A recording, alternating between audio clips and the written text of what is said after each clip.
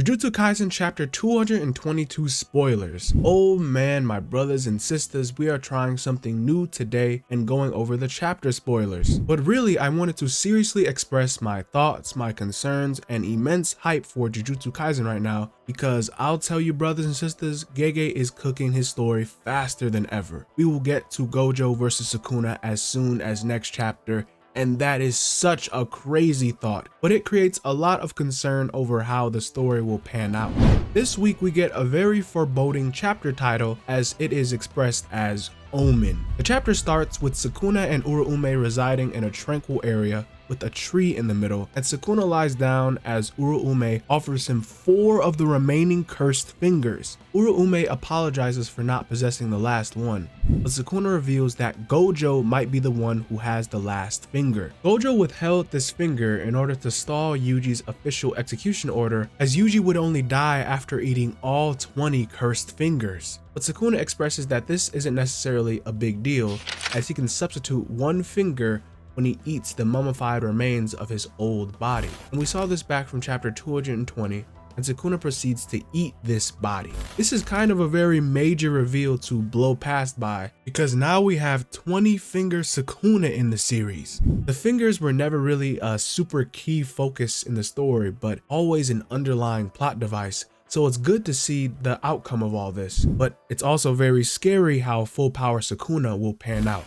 We then see Kenjaku chilling in a room talking to his Kogane.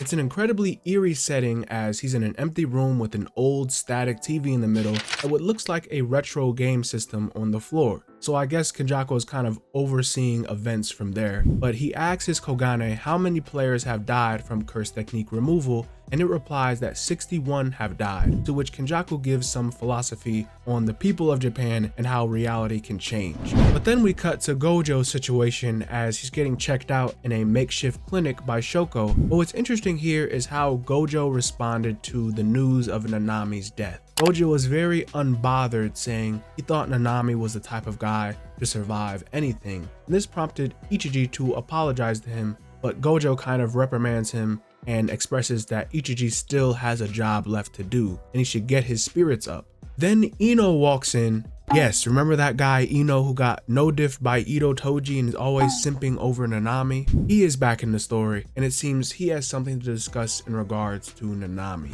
Moving on to the next panel, apparently Mei has interest in a type of online betting match for Gojo Satoru versus the reincarnated Ryoman Sukuna. Mei expresses now that the existence of Jujutsu is known to the public as of the revised Article 8 of the regulation, this is now a legitimate business to profit from in the public. So without her even betting, Mei is making 50k million yen just from selling pay-per-view tickets. Just watch this fight become like a live-streamed big spectacular event. Plus now Mei can share/stream her vision with black bird manipulation with the crows. So this is like a perfect get-rich-quick scheme for Mei. She's always where the money is. I just love it.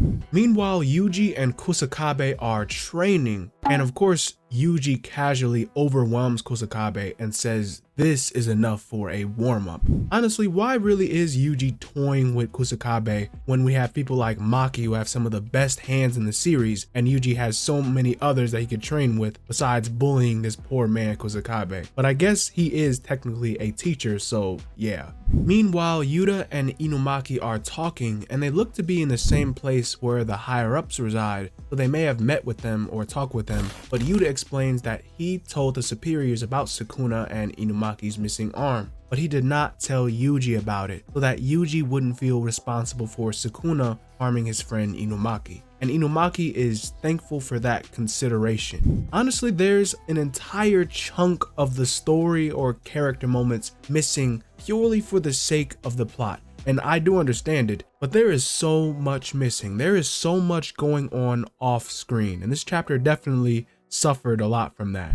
Like, what about the plans Gojo said he had to do? Like, can we see that at least? And I say that because the very next panel, we have a freaking time skip to December 24th. It is really crazy, y'all.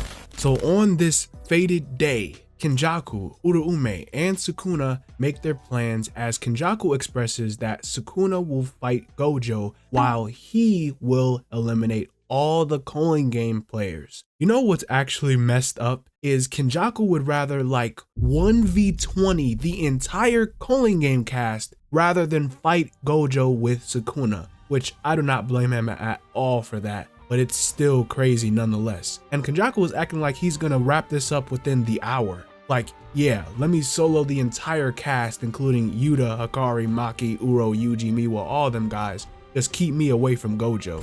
But for real, if Gojo loses, then everyone from Jujutsu High like Yuta and the main sorcerers will not be able to get away from them, and they can only beat Sukuna after he fights with Gojo, and Kenjaku will be able to freely move around while that whole situation transpires. I really like how Maki, Yuta, and Hikari are the biggest ops to their plans and the most powerful within the society, at least how it's portrayed. So it's awesome to see how they have spotlight and they're recognized like the big three in that way. But after that scene, it looks like Gojo's battle with Sukuna is going to be like a huge spectacle. Like everyone's gonna be tuning in to watch it live. There's Gojo and Sukuna, and then there's the peanut gallery. And here everyone's trying to think of encouraging words to say to Gojo before he goes off to battle. And it's actually pretty funny how they are about it. But when Gojo walks in the room, the air fills with tension and a tremendous amount of power, and the students are clearly intimidated by Gojo and no one wants to even approach him. However, to break the tension in the air, Yuji so kindly says, "Sensei, your curse technique is in the way." Surprised at this, Gojo smiles and invites Yuji to give him a big old pat on the shoulder. Now that the mood has changed, every one of Gojo's students gives him a great pat on the back, and they all say words of encouragement to their beloved teacher to win. That is beautiful. I'm seeing people smile here that I haven't seen smile in quite some time. It is a real tearjerker. And this scene kind of sort of makes up for all the pacing issues, but it was great. Why are we still here? Just to suffer? We end the chapter with Gojo blushing and smiling, and Sukuna forebodingly grinning because the time has come. Next chapter, we will see a 1v1 battle versus the strongest. I'll be a buck with you, brothers. Some moments in this chapter straight up were a crime. This right here is a Class A felony. Gege created some of the most awesome characters and storylines and moments, but seemed to have just cut everything short for the sake of progressing the plot and ending the story. I'm probably not going to be doing a review for this week, but I definitely have a lot to say regarding the direction leading to the end of the series in a future video. I will admit though, I got a really good laugh off of Yuta's line when he was encouraging Gojo. He must have been playing because he was talking about switching with Gojo to 1v1 Sukuna with 20 fingers. Yuta is such a good comedian, man. That was extremely funny. I hope this final arc will be a long one, as Gojo versus Sukuna seems like the end, but that's not necessarily what will conclude Jujutsu Kaisen. I've never gotten bigger death flags for Gojo other than now. I really hope Gege is just subverting expectation, but it truly seems like Gojo will die and the main cast will have to beat Sukuna after the fact. Kenjaku practically spelled it out. I'm extremely surprised Gojo is here walking side by side with Gakuganji, considering he hates the higher-ups and he killed his teacher Yaga, but there must be some purpose, and the purpose of all these other characters just floating around.